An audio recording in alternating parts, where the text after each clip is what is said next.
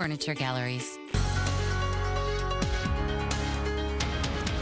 Welcome back to Eye on New York. The VH1 Save the Music Foundation helps restore music programs in America's public schools. There's solid proof that students who study music do better in math and reading and have higher self-esteem and are less likely to be involved with gangs or drugs.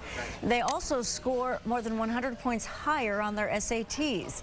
In New York City alone, over 265 schools have benefited from the $45 million worth of new musical instruments, and those numbers keep growing because of this foundation. Paul Cothran is the Vice President and Executive Director of the VH1 Save the Music Foundation. Good morning. Thanks for being here. Good morning. My pleasure. Music, I mean, it really is a universal language, and as I just said, can really help. How important are you finding changes in the economy, changes in the way school funding is? How much more important is what you do now?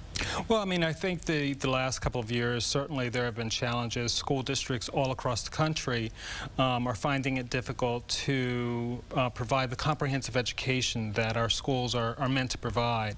But we have still been able to restore music programs in 60 schools in the upcoming school year, and we probably did nearly another 70 school programs last year, so about 130 in total. So there's still a positive momentum to restore these programs. Are you talking, we say public schools, but you're talking urban as well as suburban? Tell me the breadth of the program. Well, we're in public schools, and the majority of schools that we focus on are in large urban areas, but we also reach schools in rural communities as well. That's nice. So, that's nice. And these donated instruments, are they used? Are they straight from the music factory? Is it the saxophone I did not do so well with in the 7th grade? I mean, can people donate their instruments? Well, actually, they're not donated instruments. What we do is we're a nonprofit organization, so we fundraise each year, and then we go out and we purchase brand new quality instruments that we then donate to the schools. So each school who we accept as a grantee gets about $30,000 worth of music instruments. And since the foundation was founded in 1997, we've now donated $45 million worth of instruments to 1,700 schools. Great. What about just the standards, maintaining the relationship that, all right, you have the instrument, what about the program? And, you know, to follow up, to learn that they're scoring well and doing well and enjoying it. Well, we asked the schools, we really make the schools a partner in the restoration. So we asked the schools to include in their budget a line for a certified music educator. And they must make sure that that certified music educator stays in place, and also to make music a part of the core curriculum so that it's not just 10 or 15 kids who are have access to this program, but it's really everyone has access to the benefits of music education.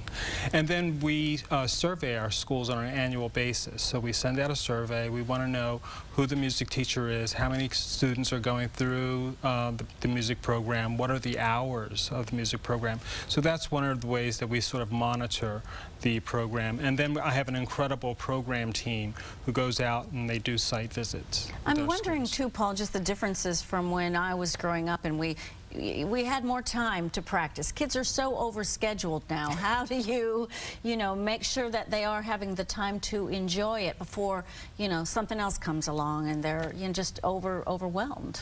Well, and that's why it's so important that it's seen as a part of the core curriculum and it's scheduled into the school day. So it's not an add-on. It's not something that's tacked on at the end of the day. And maybe students can schedule it in. It's really part of the core curriculum. I would imagine inspiring stories from real, you know, live famous musicians, which when we think of VH1, you know, of course we think of all the recording stars. Involvement with them too, that has to help. Absolutely. You know, this year we have our second class of artist ambassadors, and these are people who have really agreed to be prominent voices for VH1 Save the Music. We have Colby Calais, Mandy Moore, Nick Lachey, Kelly Clarkson are among the ambassadors who have signed on, and they inspire, I think, students about what's possible and what they can achieve. Did you play an instrument in school?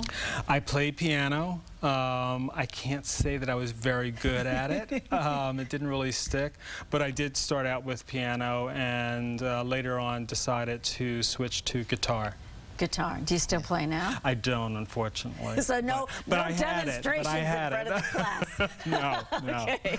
Thanks, Paul Cothran. Thank you so much for telling us about VH1's Save the Music Foundation. We'll be right back.